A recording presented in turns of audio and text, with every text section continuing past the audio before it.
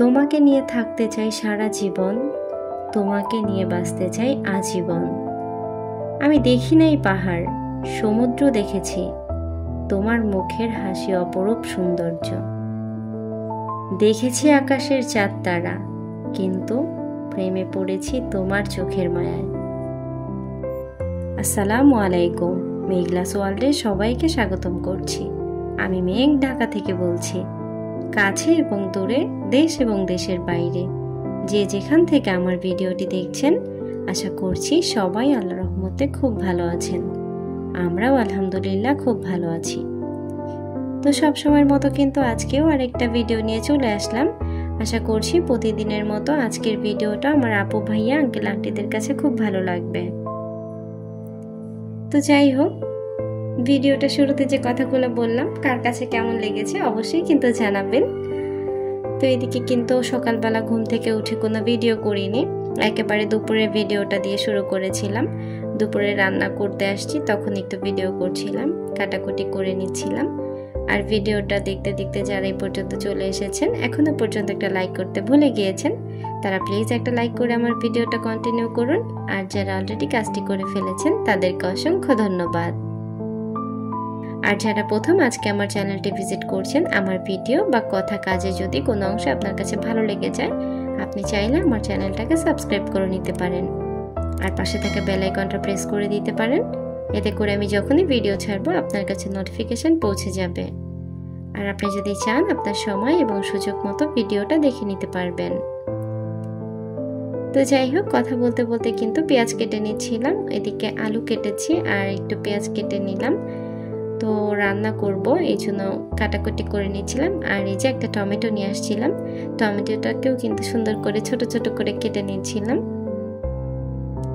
তো আজকে একটু মুরগি রান্না করব, ফার্মের মুরগি যেটাকে বলে, অনেকে ব্রয়লার মুরগিও বলে।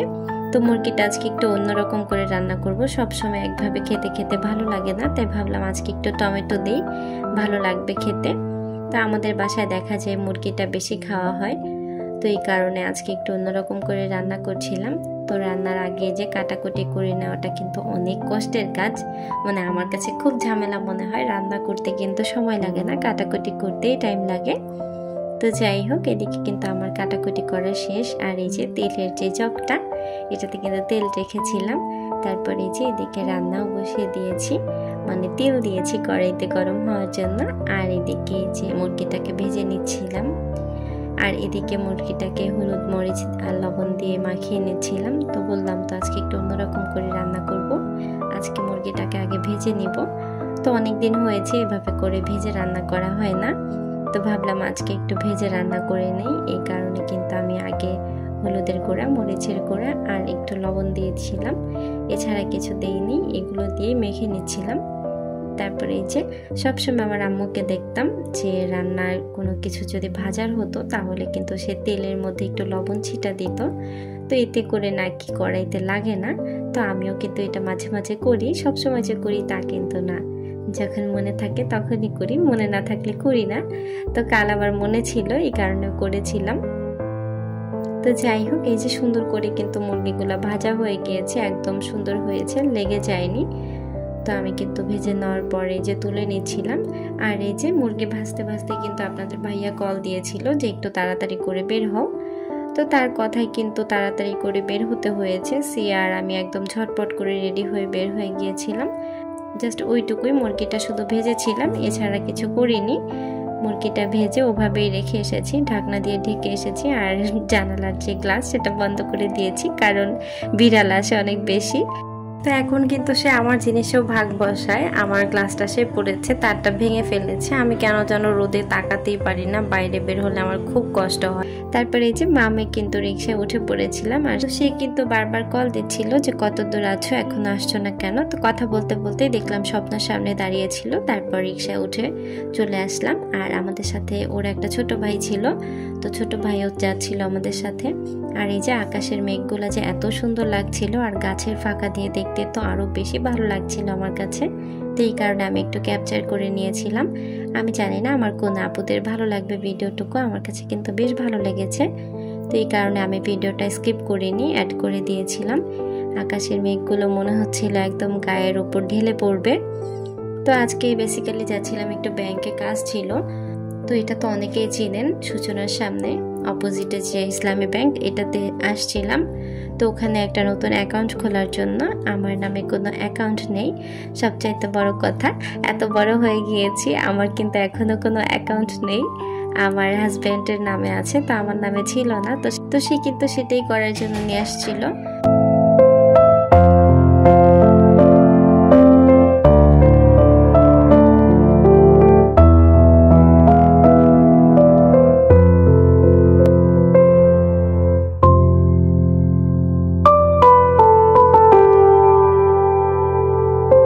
এখানে যা কাজ ছিল সবকিছু কিন্তু করে নিয়েছিলাম, ফর্ম দিয়েছিল সেটা ফিল আপ করে নিয়েছিলাম। আর আপনাদের ভাইয়া একটু ভিডিও করে দিয়েছিল মানে ভুল, আমি বলেছি একটু ভিডিও করো, তো সে তো আর ভিডিও করতে চায়নি। তো তারপরে ভিডিও করে দিয়েছিল, আমি যে লেখালেখি করছিলাম সেটা একটু ভিডিও রেখে দিয়েছি। তো এইটা ছিল আমার প্রথম, আমার এছাড়া কখনো কোনো ব্যাংকে আমার যাওয়া হয়নি। বলতে পারেন যে এত বড় মেয়ে এখনো কোথাও যায়নি, এটা কেমন কথা। আসলে সব জায়গায় তো আর সবাই চায় না, এটাই স্বাভাবিক। তো আমি সব কিছু দেখে দেখে কিন্তু পূরণ করে নিচ্ছিলাম। তো এদিকে আপুটা অনেক বেশি ভালো ছিল, যা যা জিজ্ঞেস করেছে সব কিছু বলে দিয়েছিল। আর ওনারা বললো যে ব্যাংক নাকি এমনিতে হবে না, মানে কিছু টাকা রাখতে হবে সেটা বলেছিল। তো সর্বনিম্ন 1000 টাকা, তো 1000 টাকা রেখেছিল। সিয়া পাপা ওখানে লাইনে দাঁড়িয়ে কিন্তু টাকাটাই রাখছিল।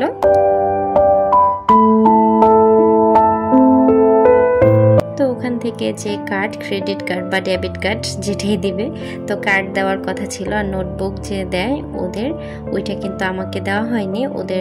ওরা বলেছিল যে আপু এখন তো হবে না, আপনার ফোনে একটা মেসেজ যাবে 10-15 দিনের মধ্যে, তখন আপনি এসে নিয়ে যেতে পারবেন।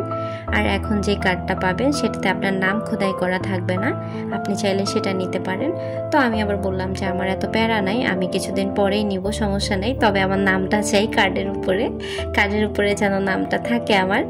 তো আপু বললো যে ঠিক আছে আপু, তাহলে আপনি যান, আপনার কিছুদিনের মধ্যে ফোনে মেসেজ যাবে, আপনি তখন এসে নিয়ে যান আপনার কার্ড।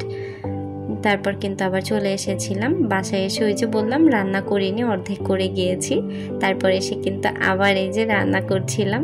আজকে বললামই তো যে মুরগিটা একটু অন্যরকমভাবে রান্না করব। তো এই যে যেভাবে রান্না করি না কেন, সিয়ার পাপা যে আমাদের সাথে গিয়েছিল সে কিন্তু রাস্তা থেকে নেমে গিয়েছে, আমাকে বাসায় পাঠিয়ে দিয়েছে যে তুমি চলে যাও, আমি বাইরে খেয়ে নিব।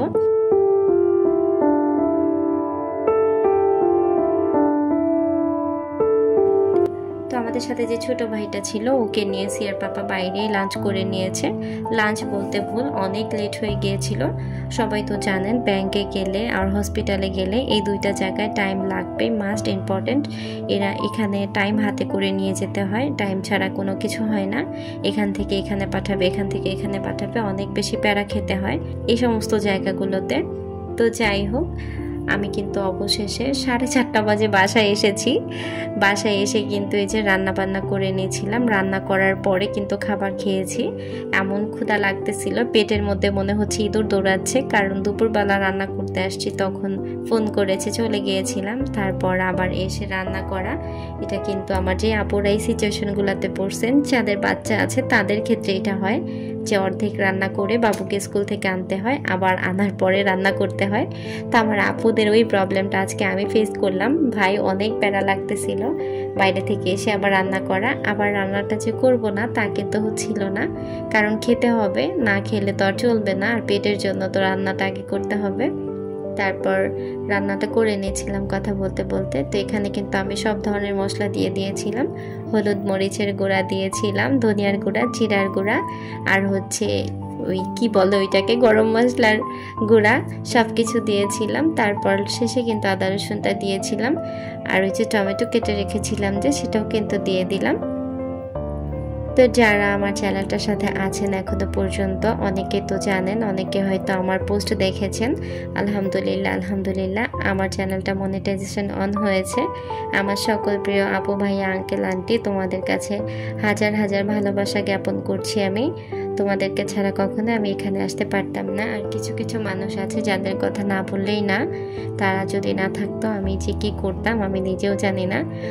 প্রতিটা মানুষ আমার জন্য এতটা কষ্ট করেছে, তারা সবসময় আমার পাশে থেকেছে, তাদেরকে আমি কখনোই ভুলবো না।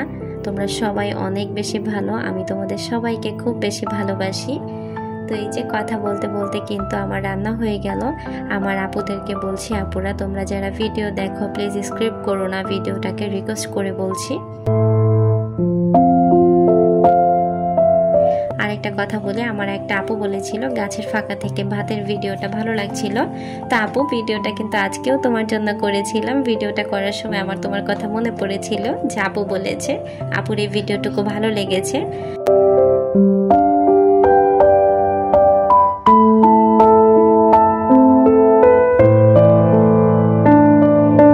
আজকের ভিডিওটা এই পর্যন্তই। সবার সুস্বাস্থ্য কামনা করে আজকের ভিডিওটা এখানেই শেষ করছি।